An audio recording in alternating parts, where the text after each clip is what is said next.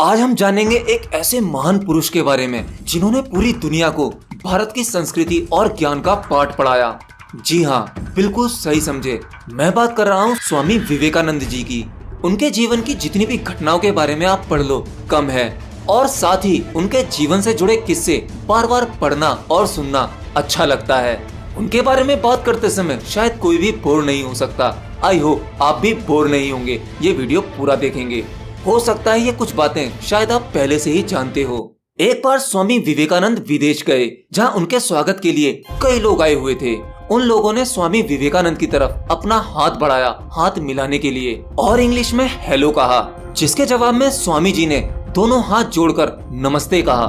अब ऐसे में उन लोगों को लगा कि शायद स्वामी जी को इंग्लिश नहीं आती है, तो उन लोगों में से एक आदमी ने हिंदी में पूछा कि आप कैसे हैं स्वामी जी।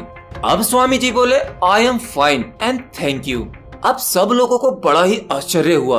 उन्होंने स्वामी जी से पूछा कि जब हमने आपसे इंग्लिश में बात की तो आपने हिंदी में उत्तर दिया, और जब हमने हिंदी में पूछा तो आपने इंग्लिश में उत्तर दिया, इसका क्या कारण है? तब स्वामी जी ने कहा, जब आप अपनी माँ का सम्मान कर रहे थे तब मैं अपनी माँ का सम्मान कर रहा था, और जब आपने मेरी माँ का सम्मान किया तब मैंने आपकी माँ का सम्मान किया। यदि किसी व्यक्ति को इंग्लिश बोलना या लिखना नहीं आता तो उसे किसी के भी सामने शर्मिंदा होने की जरूरत नहीं है, बल्कि शर्मिंदा तो उन्हें होना चाहिए जिन्हें हिंदी नहीं आती, क्योंकि हिंदी ही हमारी राष्ट्रभाषा है। हमें इस पर गर्व होना चाहिए। चलिए आप बताइए, क्या आप कोई ऐसा देश जानते हैं जहाँ के सरकारी काम उनकी राष्ट्रभाषा को छोड़कर किसी और भाषा में होते हों या फिर इंग्लिश में होते हों? यहाँ तक कि जो विदेश मंत्री या व्यापारी हमारे देश में आते हैं वो अपनी भाषा का ही प्रयोग करते हैं और स्पीच भी अपनी ही भाषा में देते हैं। फिर उनकी बात को हमारी भाषा में या तो इंग्लिश भाषा में अनुवाद करके समझाया जाता है। जब वो अपनी भाषा नहीं छोड़ते तो हमें हमारी राष्ट्रभाषा हिंदी को छोड़कर इंग्लिश में काम करने की क्या जरूरत है?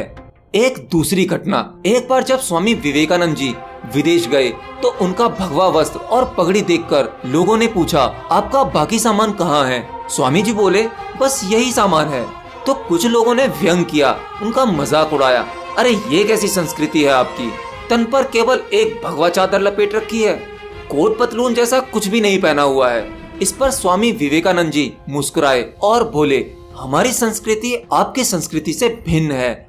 आपकी संस्कृति का निर्माण आपके दर्जी करते हैं, जबकि हमारी संस्कृति का निर्माण हमारा चरित्र करता है। संस्कृति वस्त्रों में नहीं, चरित्र के विकास में है। स्वामी जी के जीवन की यह घटना बड़ी ही इंटरेस्टिंग है। एक बार एक विदेशी महिला स्वामी जी के समीप आकर बोली, मैं आपसे शादी करना चाहती हूँ। स्वामी जी बोले, आप मुझसे शादी क्यों करना चाहती हैं? क्या आप जानती नहीं हैं कि मैं एक सन्यासी हूँ? फिर वो महिला बोली, मैं आपके जैसा ही गौरवशाली, सुशील और तेजस्वी पुत्र चाहती हूँ, और ये तब संभव होगा जब आप मुझसे शादी करेंगे। फिर विवेकानंद बोले, हमारी शादी तो संभव नहीं है, परंतु हाँ, एक उपाय जरूर है। औरत ने झट से कहा, क्या? विवेकानंद ने उत्तर दिया, आज से मैं ही आपका पुत्र बन जाता हूँ और आप मेरी माँ बन जाओ।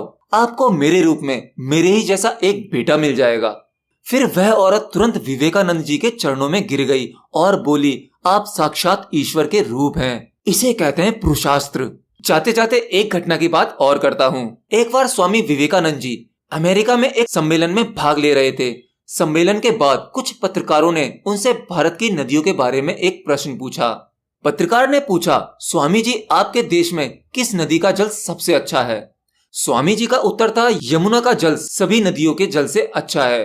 फिर पत्रकार ने पूछा, स्वामी जी आपके देशवासी तो बोलते हैं कि गंगा का जल सबसे अच्छा है, तो फिर जानते हो स्वामी जी का क्या उत्तर था? कौन कहता है गंगा नदी है? गंगा हमारी माँ है और उसका नीर जल नहीं अमृत है। यह सुनकर वहां बैठे सभी लोग स्तंभ रह गए और स्वामी जी के सामने निरुत्तर हो गए। तो वेल दोस्तों, ये था हमारे महान स्वामी विवेकानंद जी के बारे में। आपकी ही रिक्वेस्ट थी कि स्वामी विवेकानंद जी के बारे में एक और वीडियो बनाए। इससे पहले वाली वीडियो में आप लोगों ने बहुत प्यार दिखाया।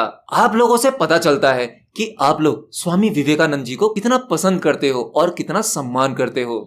आज मुझे खुशी है कि हमारे इस चैनल क्वेश्चन वर्ल्ड पर आप जैसे प्यारे प्यारे लोग जुड़े हुए हैं जो हमारी संस्कृति को समझते हैं और उसे प्यार करते हैं। मुझे बहुत खुशी होती है आपके कमेंट पढ़कर।